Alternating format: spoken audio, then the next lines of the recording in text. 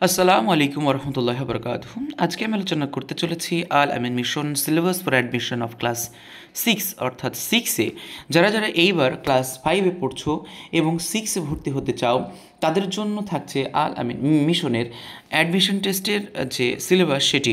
এই সিলেবাস ধরে ধরে তোমরা পড়লে খুব সহজেই কিন্তু তোমরা পাশ করতে পারবে। তো চলো দেখে নিই আজকে ক্লাস 5 থেকে 6-এ পড়ার সিলেবাস। ক্লাস 5 থেকে ক্লাস 6-এ যারা ভর্তি হতে চাও তাদের ইংরেজিতে নাম্বার থাকবে 30, ম্যাথমেটিক্সে নাম্বার থাকবে 35, এনভায়রনমেন্টাল স্টাডিজে থাকবে 35 নাম্বার। মানে মোট নাম্বার থাকছে 30 প্লাস 35 প্লাস 35, মানে 100 নম্বরে তোমাদের পরীক্ষা হবে।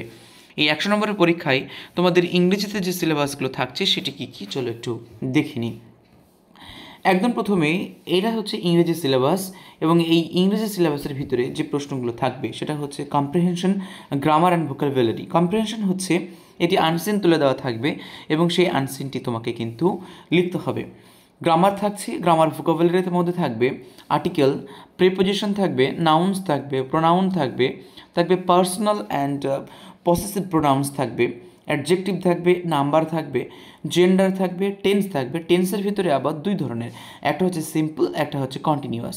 এই যে সিম্পল টেন্সে রয়েছে, এই সিম্পল টেন্সে কিন্তু তিনটে টেন্সের অর্থাৎ প্রেজেন্ট, পাস্ট এবং ফিউচার তিনটের, এবং কন্টিনিউয়াসের ক্ষেত্রে প্রেজেন্ট, পাস্ট, ফিউচার তিনটে কিন্তু থাকবে।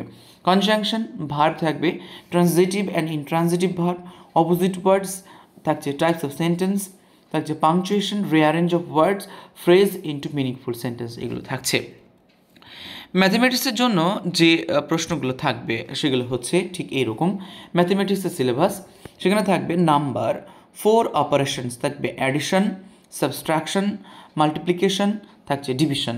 আর বদমাশের যে রুলসগুলো রয়েছে যেমন factors and multiple, large and number, থাকছে fraction and decimal.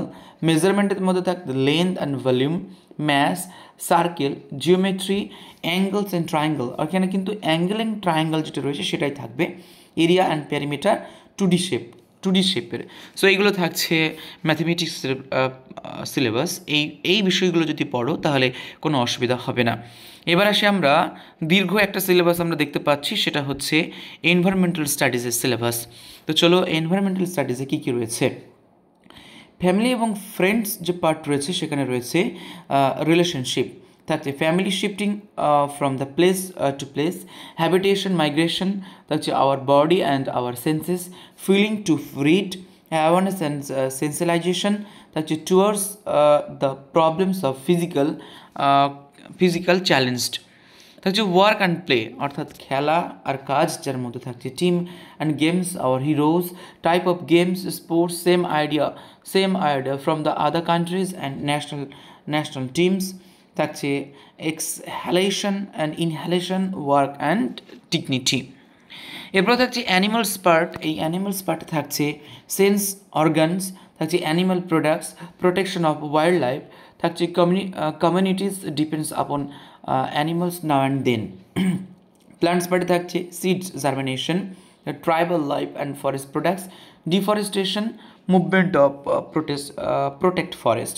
Food parts রয়েছে, শেল্টার পার্ট রয়েছে, ওয়াটার পার্ট রয়েছে, ট্রাভেল অ্যান্ড ট্রান্সপোর্টেশন যেগুলো রয়েছে সেটা রয়েছে, এবং হিস্ট্রি অ্যান্ড হেরিটেজ। হিস্ট্রি এবং হেরিটেজের মধ্যে থাকছে হেরিটেজ বিল্ডিং, সাম হিস্টোরিক্যাল পার্সোনালিটিস। তো এইখানে যেগুলো রয়েছে তোমরা দেখতে পাচ্ছ খাবার, shelter, water, travel and transportation, food, animal, work and play, relationship, এইগুলো থাকছে এনভায়রনমেন্টাল স্টাডিজের মধ্যে। তো আমরা দেখতে পেলাম এই ইংরেজির ভিতরে থাকবে 30 নাম্বার, এখানে থাকবে 35 নাম্বার, এখানে থাকবে 35 নাম্বার, মানে মোট পরীক্ষা হবে তোমাদের 100 নাম্বারের। সম্ভবত এর টাইম থাকবে 2 ঘন্টা। তার মানে এই 2 ঘন্টার ভিতরে তোমাকে পরীক্ষায় কিন্তু সমস্ত অ্যান্সার লিখে শেষ করতে হবে।